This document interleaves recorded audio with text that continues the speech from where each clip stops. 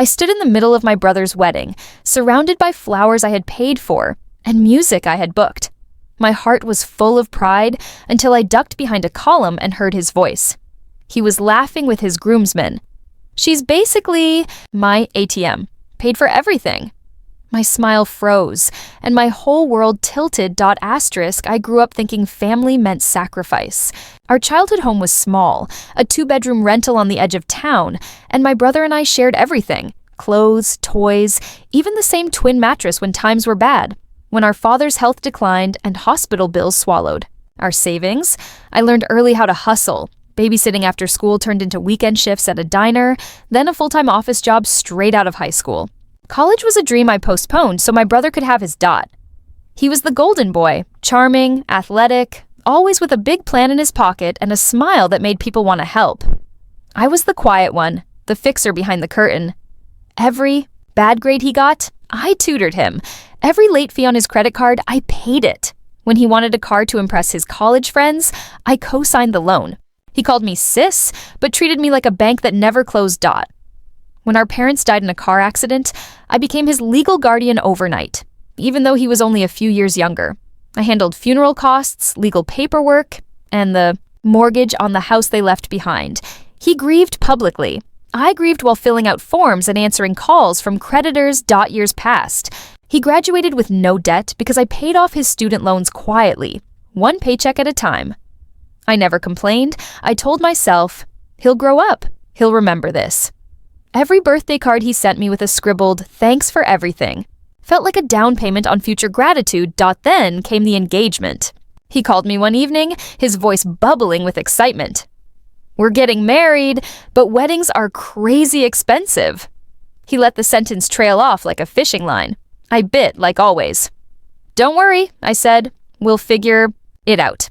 Within weeks, I had drained a large chunk of my savings to pay for the venue deposit, his fiancé's dream floral arrangements, and the photographer he wanted. I worked overtime, skipped vacations, and sold the old jewelry our mother had left me just to cover one last invoice after another. As the wedding day approached, my apartment became a mini warehouse of wedding supplies, centerpieces, custom, favors, stacks of printed invitations. Every time I delivered something to his place, he hugged me, thanked me, and rushed off to another party or fitting. The fiancé barely looked at me except to hand over a new list of urgent needs. I clung to my belief that this was love, that family meant showing up.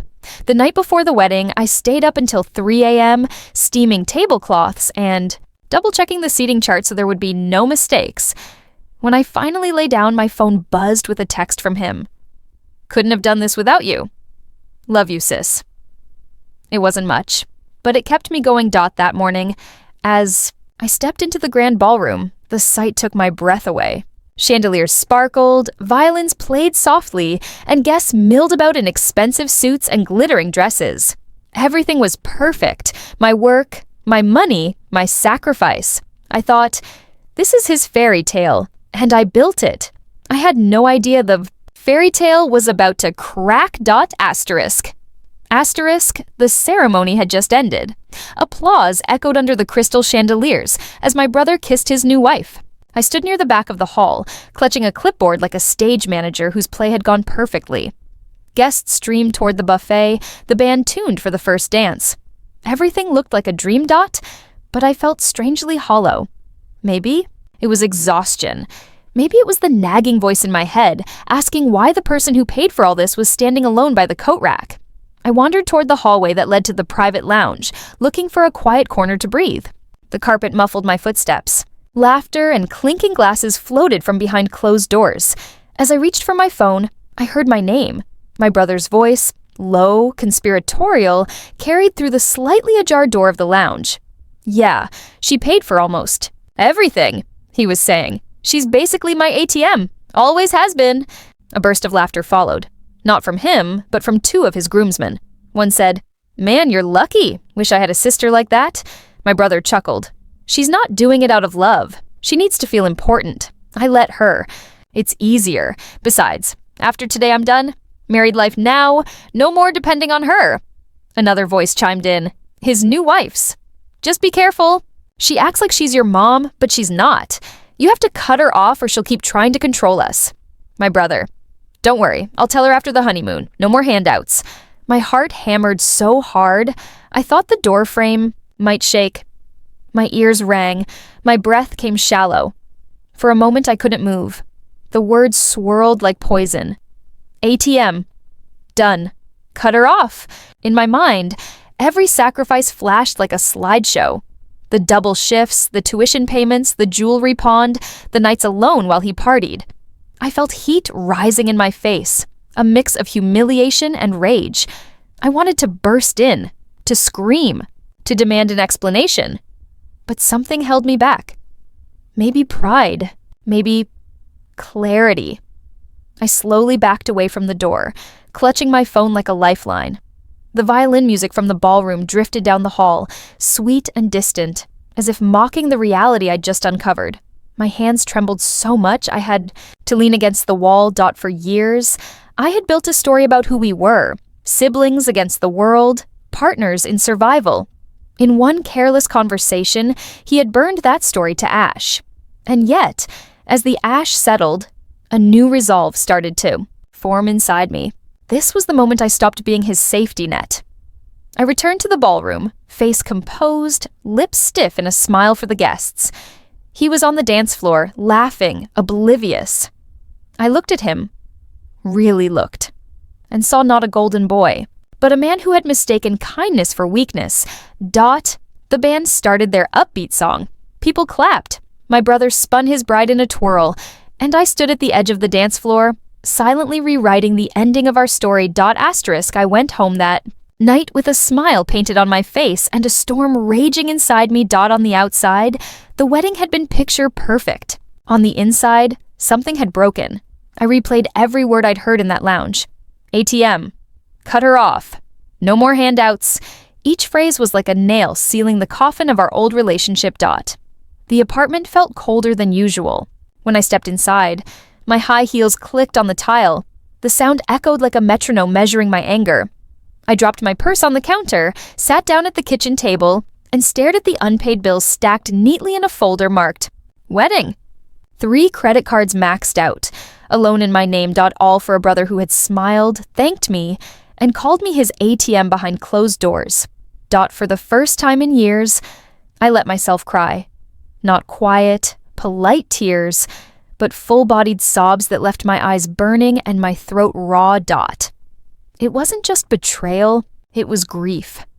Grief for the sister I had tried to be, the bond I thought we had, the family I had imagined we were. But when the tears dried, something else took their place. Clarity.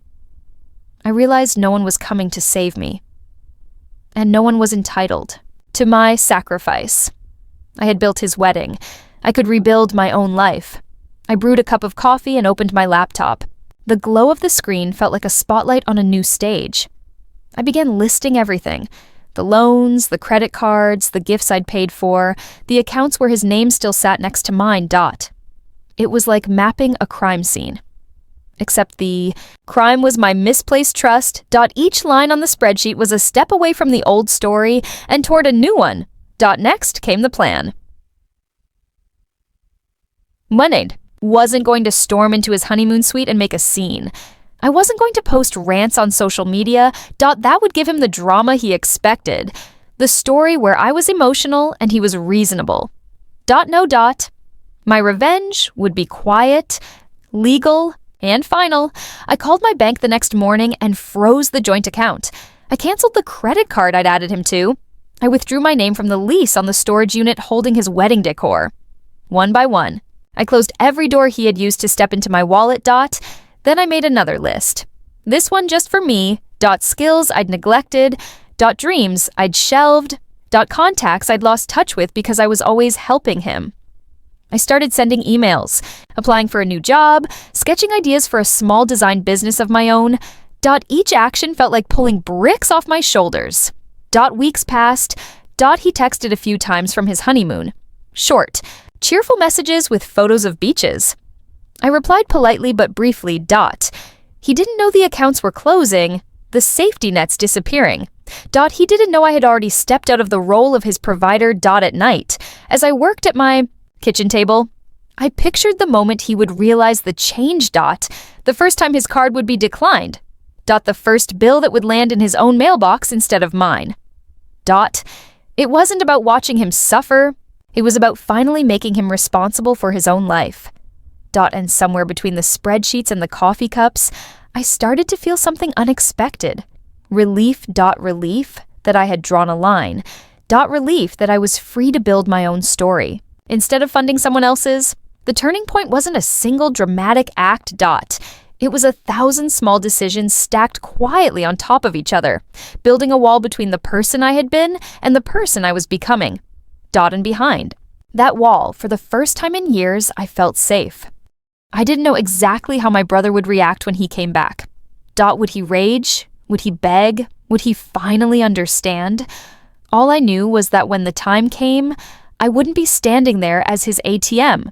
I would be standing there as myself. And I would not apologize. 3 weeks later, my brother returned from his honeymoon, tanned and grinning, still in the glow of his new life. He texted me, "Dinner at Mom and Dad's? We'll tell them about the trip." I agreed. Not because I missed him, but because the moment had come. I arrived at our parents' house early. The kitchen smelled of roasted chicken. The table was set for 6. My parents were bustling, happy, oblivious. I felt like an actor waiting to step on stage for the last act of a play I'd been performing for years. When my brother and his new wife walked in, they hugged me like nothing had changed. I returned the hug, polite but distant. We sat. We ate. They talked about beaches and cocktails and sunsets. I listened, nodding, letting the conversation wash over me. My heart pounded, but my face stayed calm. Then it happened.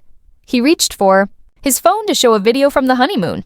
The card decline notification popped up in his banking app. A frown flickered across his face. He swiped, tapped, tried again. Another notification. Account frozen. Please contact your bank. He looked up at me, confusion turning to suspicion. Did you? He started, but stopped. The room went quiet. Even my parents paused, forks midair. His wife shifted uncomfortably. I set down my fork and folded my hands. My voice was steady, almost gentle. "I heard what you said at the wedding," I said. His brow furrowed. "What do you mean?" "In the lounge. About me being your ATM. About cutting me off after the honeymoon. About how you and your wife think I'm controlling you." Silence. The clock ticked loudly in the corner. My parents stared at him. His mouth opened. Closed. He glanced at his wife. She looked down at her plate. "I've stopped all the payments," I continued. "The accounts, the cards, the bills. It's all yours now. Congratulations on the wedding. And on your independence." He swallowed hard. "You didn't have to." "I did," I interrupted, "because I've been funding your life for years. And while you were laughing about it, I was drowning in debt. That ends today." My parents tried to intervene. "Honey, maybe we can..." I held up my hand. "No, this is between us." My brother's face went pale. Anger flickered, then embarrassment, then something like shame. He pushed back his chair. "You're overreacting," he muttered, but his voice shook. I stood up slowly. Maybe.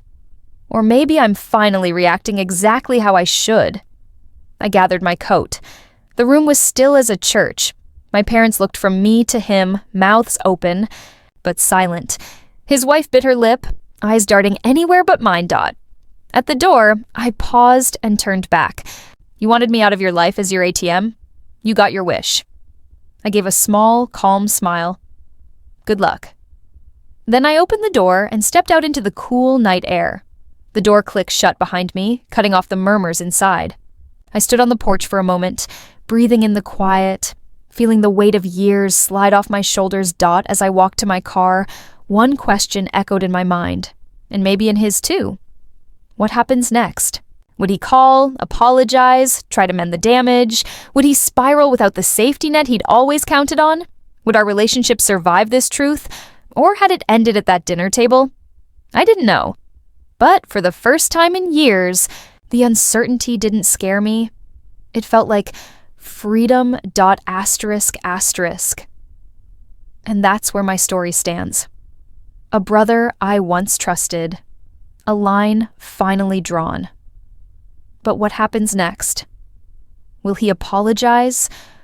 Or will our bond be broken forever if you were in my place? What would you do? Would you cut ties for good or give him one last chance? Tell me in the comments. I'd love to know how you'd handle it.